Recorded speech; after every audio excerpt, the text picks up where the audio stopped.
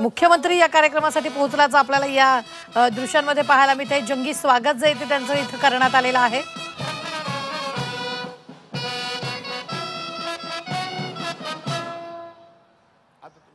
तर आपण पाहतो यावेळी मुख्यमंत्री या कार्यक्रमास्थळी पोहोचलेले आहेत।